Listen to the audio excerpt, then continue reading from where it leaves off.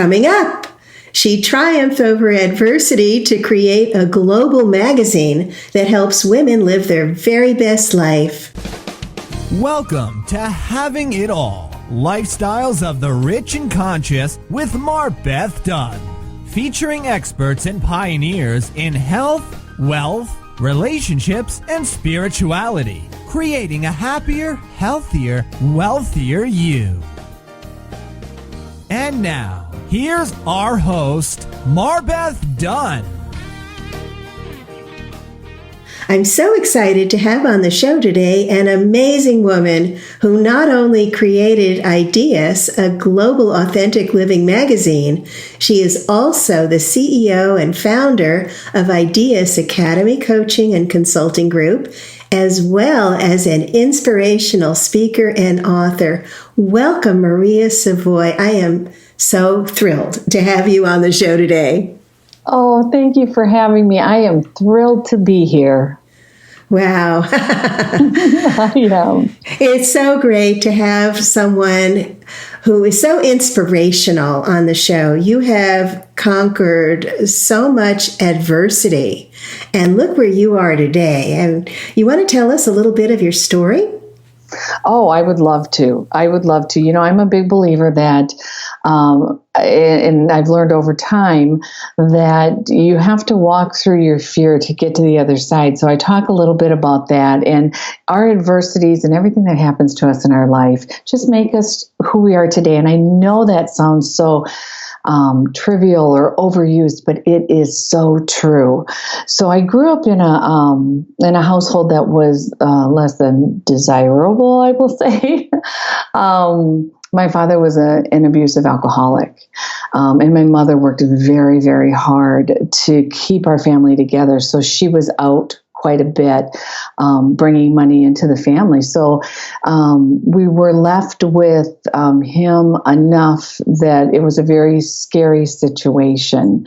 So I grew up not feeling worthy. There was a lot of self-worth issues, scared, very fearful, feeling like you were not, you weren't normal. You weren't in a place that other kids seem to come from. So that was always very difficult for me. Everyone takes on a role in their family when they come from an abusive household, and mine was the caretaker. I am a second child and did it well. So... Oh, dear. Yes. So, and being that caretaker, and especially when my mom was out and having to work, taking care of everything, making sure everything was okay, because if it wasn't, then it would not be good when he came home, was a very scary, scary thing. I remember many horrible things that happened to me as a child,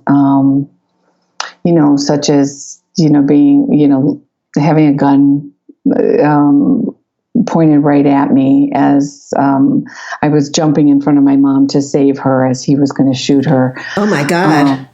Yes. I believe I was 16 and she was getting a divorce at that time, and he was not a happy camper. So there were all kinds of situations like that, the hitting and the throwing across the room, and just feeling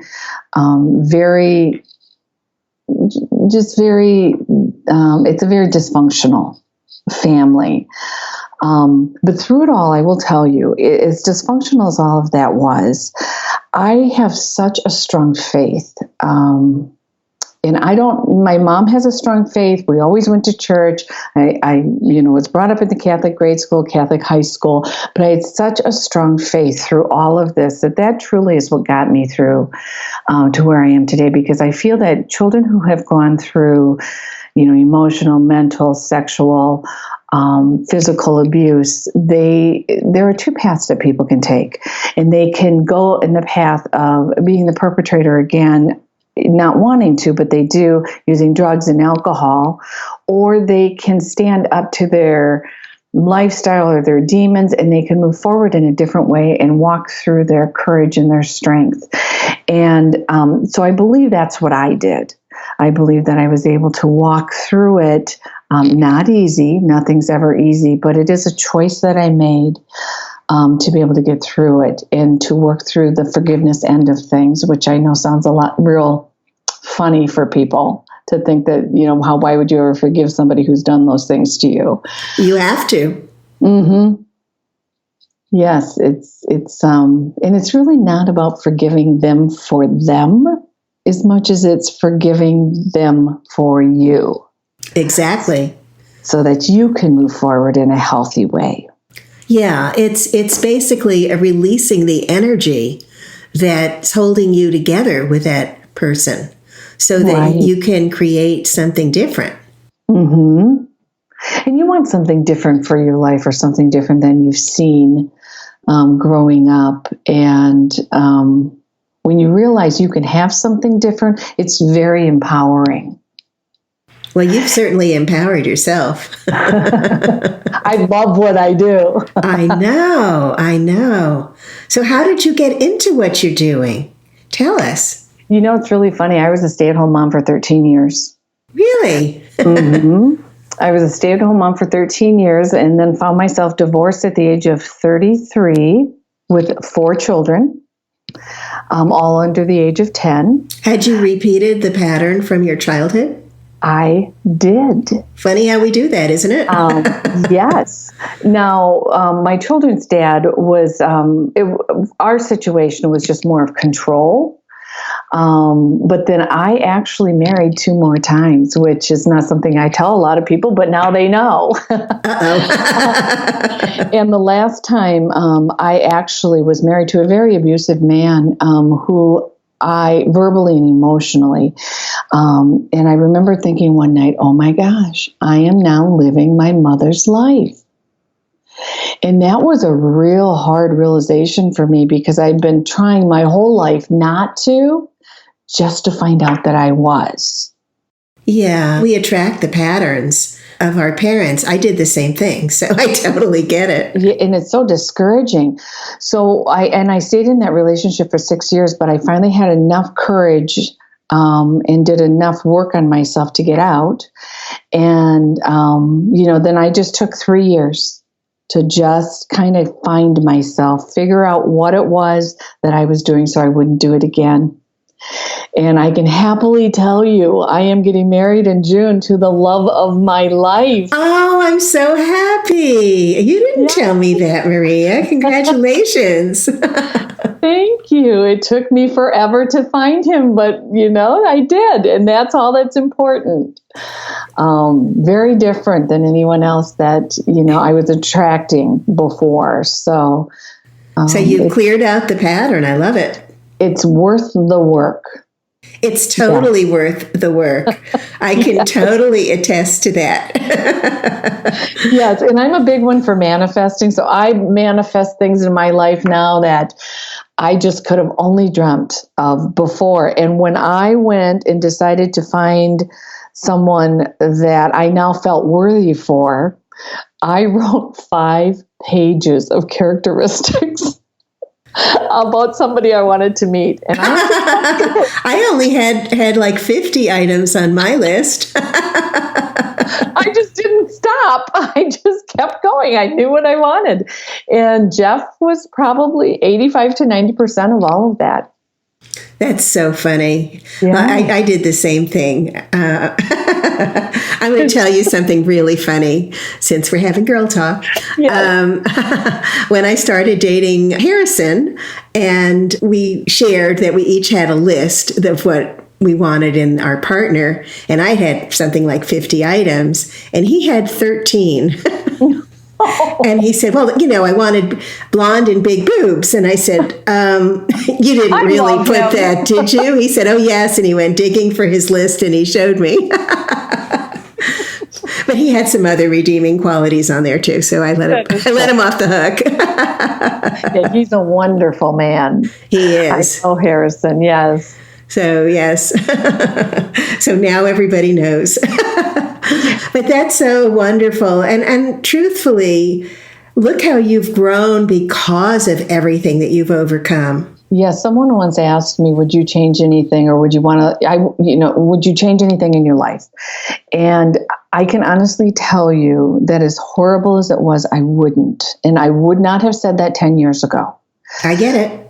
I would not, because I am who I am today, and I like who I am today. And I don't know, had I not gone through some of the things I've gone through, if I would, if you would end up liking yourself as much as you do now. But that's so important, because you have to live with yourself, so you might as well like yourself and even love yourself. And I can tell that you do. I do. It's taken a long time, and people who have been in the situations of having to deal with people of abuse, it does take a long time. But every marker counts, and every time you walk through your fear, it makes you stronger and stronger, and you start surrounding yourself with good people and not people who always are judging you and who always want something from you. And that makes a big difference. True. And did you find also that your husband's isolated you? Very much.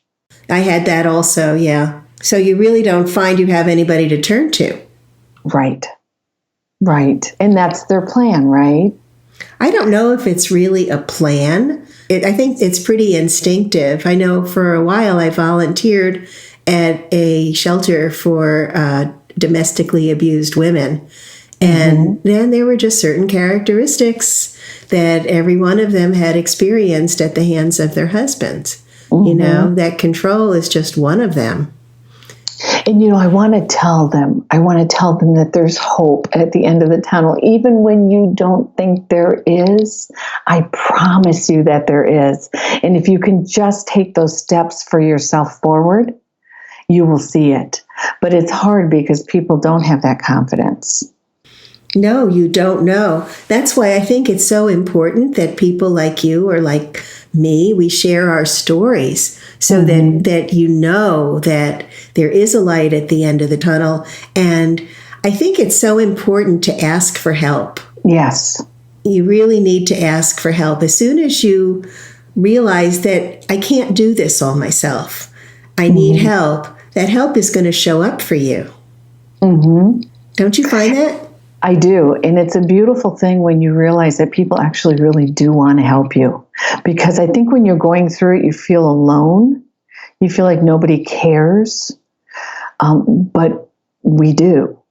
And once people realize that, it's a whole different world for them. Absolutely. Well, you start to learn that you have value. What happens, I think, also with abused women, that you lose your ability to value yourself at all, or maybe you never even had it. Right. We'll be back to our show in just a moment. Would you agree that the current state of the world is angry, chaotic, turbulent, and possibly insane? And that's not even mentioning everyone's personal issues. We all need miracles, and now is the time. I'm MarBeth Dunn, the Miracle Mama. Imagine a river of miracles flowing into your life, bringing harmonious relationships, better health, prosperity, clarity, peace of mind, and a deep sense of joy.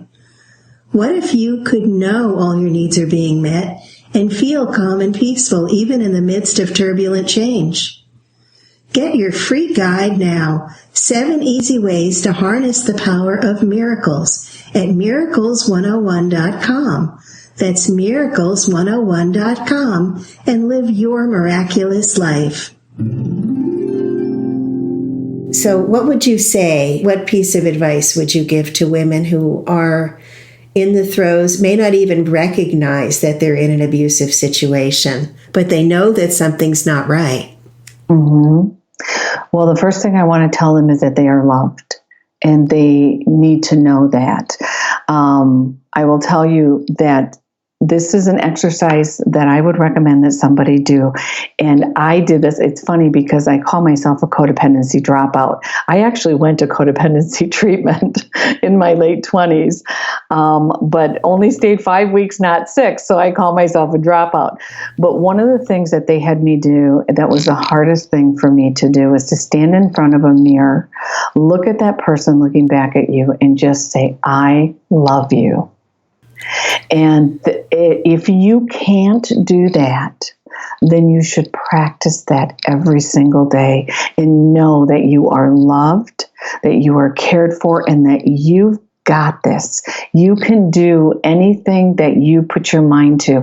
And if you're feeling that little bit of off feeling, you're not real sure what it is, to trust that instinct because you're worth it. Absolutely. And that's such an amazing exercise to look in the mirror. I know for a long time it was hard for me to look in my eyes and to say that. So it's a very powerful exercise. And if you can't say, I love you, if it's just too hard, you could say, I'm willing to love myself, because that willingness will allow you to move forward, but it takes the stress out of it. It gives you a little bit of a cushion so that you can step back, and even just that little willingness is going to move you forward. And then gradually you can graduate into saying, I love you, because like you said, Maria, that's so important. It's huge. It is. And when you start taking care of yourself, and you start believing in yourself, your life changes automatically. It's just, it can't help but change. But people around you start looking at you differently. You start handling yourself differently. And everything seems to fall in place. So it starts right there. That self-worth. Oh, absolutely. Yes. Mm-hmm. So glad you brought that up. Yeah, I wanted to take that a step further. I remember I was preparing some exercises for some of my students, and I was using the similar exercise with the mirror, except that I wanted to list 10 things that I loved and appreciated about myself. I got to number 5, and I couldn't think. I know that feeling. I couldn't think of number 6.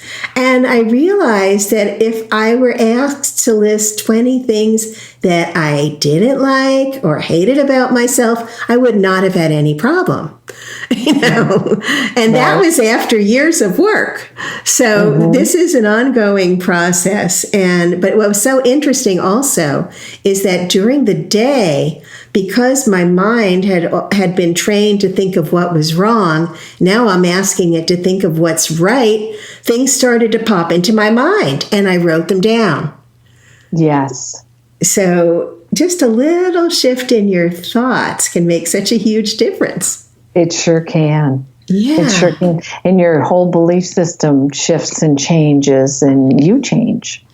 Yes. So Maria, tell us, how did you get started in magazines? I mean, you started your own publication. How long ago? Well, I started this particular publication in 2009. And it was actually in the midst of this horrible marriage that I was just telling you about. In the midst of the economic downfall, I had only lived in a suburb of Detroit for 3 years. I was working at a radio station, and all of a sudden, I just thought, you know what, I'm just going to follow my passion. I'm going to do what I love. There's so much negativity in the world. I want to bring some good to my community and make a difference. And everybody thought I was crazy. They thought, you're going to start a what? A magazine? Do you know what's happening in the economy? And it's advertisement driven. And I don't understand you. And I just smiled and said, people need to hear good. They need something good to hang on to. So that's when I started the publication, and it became a huge success. I saw 4 other publications come and go in the time before I sold that particular publication. And realized that grassroots feeling of being able to hang on to something good, read something, grab a cup of coffee or a glass of wine and just curl up and know it's going to be good was so important. Yes, and I think of all the lives that you influenced. It's funny. It's a women's publication, and I heard all the time that how much women loved it. So thank you for saying that. It truly was the kind of the go-to magazine of the area. But I also heard from men, which I found to be so funny. And they'd say, "Hey, Maria, don't tell anybody, but I love this article." And I'm like, "You just pick it up and read it." Well, you know what I think is so important is that you were serving people. You came from a place of service, and I believe that's why it succeeded. I think when we all come from a place of service, it can't help but succeed. To stay grounded and to know that you're doing good and you're trying to make a difference is important. That's so true. Yeah, absolutely. And so that was your first magazine. And then how did you end up with Ideas? So when I sold MY, that was MY magazine, I wanted to go global with a magazine and create a licensing program where I could help others to open their magazine in their local area and have support doing it. It's a very lucrative business, so that made me feel good that I could help others to be able to do something that was not only a passion, but it made money. And then, so I had to find a name that better represented what I wanted to do. And so I searched and I tried to figure out a name, and a lot of the names were taken, and I decided to look up warrior women on the internet, and I came across a whole list of warrior names for warrior women, and fell in love with Ideas. Sounds a lot like Ideas. And Ideas represents a warrior woman, goddess of the island, and the giver of good fortune and gifts. She actually leaves the world a better place than when she came. Ooh, I like it. Yes. So she's making a difference. And I love the image for Ideas. So she's a gorgeous, strong, powerful woman. Yes. Yeah. Yes. And I understand that not everybody, may resonate with an authentic living magazine. So the licensing program that I did put together, it's not, you don't have to do exactly like the global one I did. It could be Ideas Fitness or Healthy Living or a cooking magazine or a fashion or a beauty, whatever resonates with that person. But Ideas, the whole premise of Ideas is how can we help others to live their best life. It's so beautiful, and that's why you're so successful. Oh, thank you. Not only are you living your passion, but your passion is to help other people live their passions too. Yes, yes. So if we can all work together and we're all working for the same better life for everyone, it's a trickle-down effect. I love it. Mm-hmm. So all of the information for Maria will be on her show page on Having It All, so that you can go directly to the show page and you'll find all of her information on TheHavingItAllShow.com. So, we have some other questions because this is just such a juicy, juicy interview. It's a fun one, right? I know. I love the fact that you can create any kind of magazine that you want, whether it's lifestyle or cooking or fitness. I think that really gives people a lot of leeway in creating something, but that they have the foundation and they have a structure and they have support. So that's a wonderful, wonderful idea. And look how far you've come. Yes. Yes. And, I have owned 6 businesses and sold 2 of the businesses that I once owned. So I also have some coaching programs that I help people with other businesses as well. to help their business grow and to help them to be able to be successful. So it doesn't just have to be the magazine side. I do work with small businesses and new entrepreneurs as well. That's wonderful. I mean, that really is such a powerful thing. So what do you think was the greatest lesson that you learned from your mom that has guided you through to where you are now? The greatest lesson I've learned from my mom, that is a great question. My mom is an amazing woman.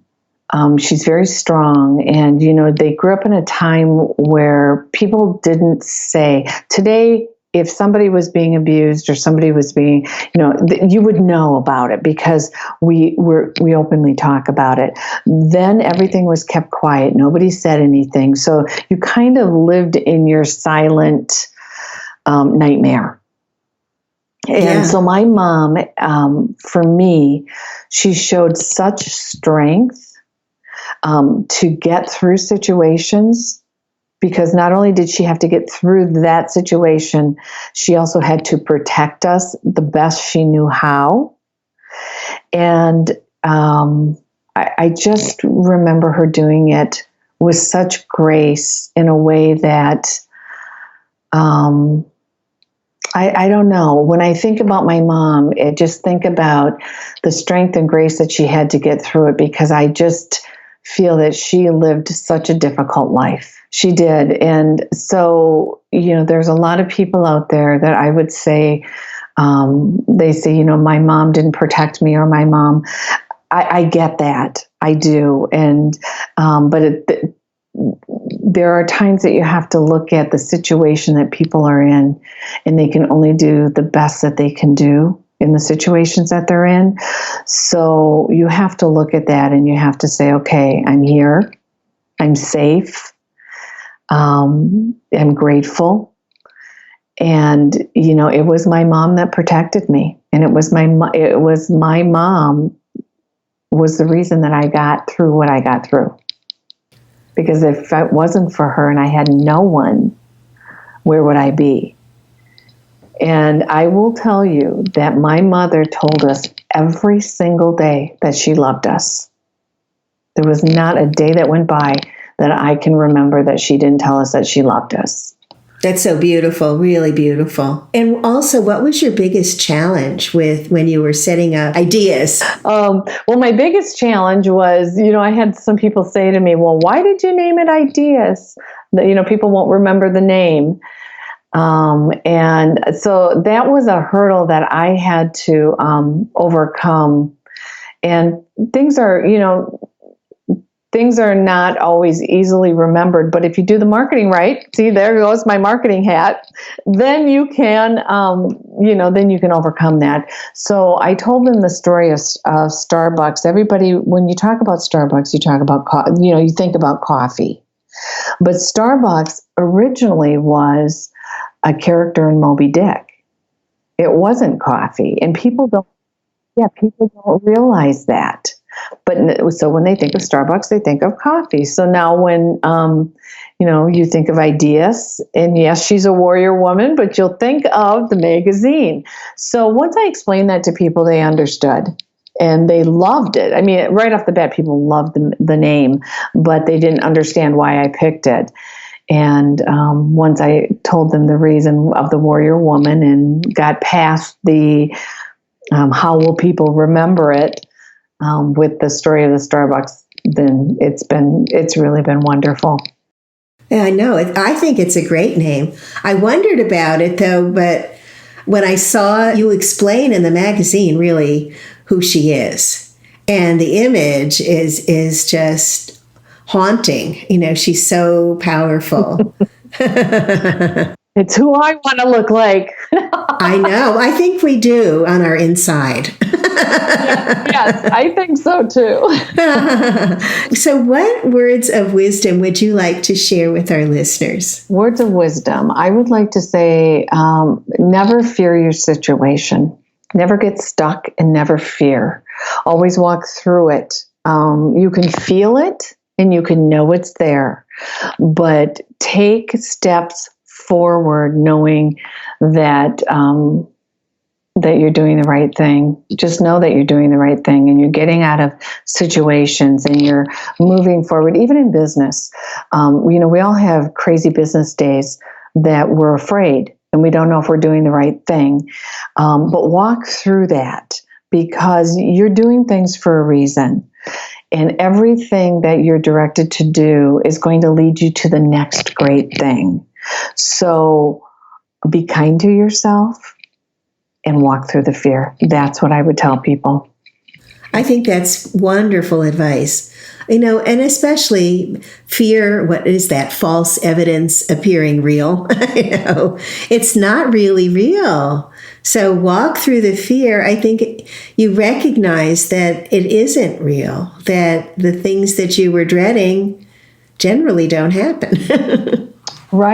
Right. And so someone once said to me, they said, well, Maria, how many other ways can you think about that? I was upset about a situation. I don't really remember what it was, but I remember somebody saying, well, how many other ways could you look at this? Does it really have to be that way? And does it really have to be bad? And I thought, oh my gosh, that is so true. So you can make a situation anything you want it to be. Very, very true. You can just choose a different perspective, or choose just a whole different way of seeing it. I love that. So I choose to live in a really great life. That's the way it is for me. Well, I am totally with you on that. And why not? We have a choice. So we always have a choice. So right. choose something wonderful. Right. Don't settle. To do what you love, be successful at it, get help where you need it, and just surround yourself with wonderful people is really the key. And look at you. You're just a shining example of what we can be. We don't have to be caught up in our circumstances or identify or think that we are our circumstances, because we are not. We are amazing beings, and look at you. You just personify everything that is glorious that we can be. So thank you so much, Maria, for being on the show. Just loved having you. Oh, it's my pleasure. This was a lot of fun. Always, yes. Yes, well, I knew it. As soon as I talked with you, I said, I have to have this woman on the show. You love your energy, and thank you. You have a powerful message, so thank you so much. Yes, for sure. You are so welcome, and I adore you. Please know that. You are wonderful. Oh, back at you.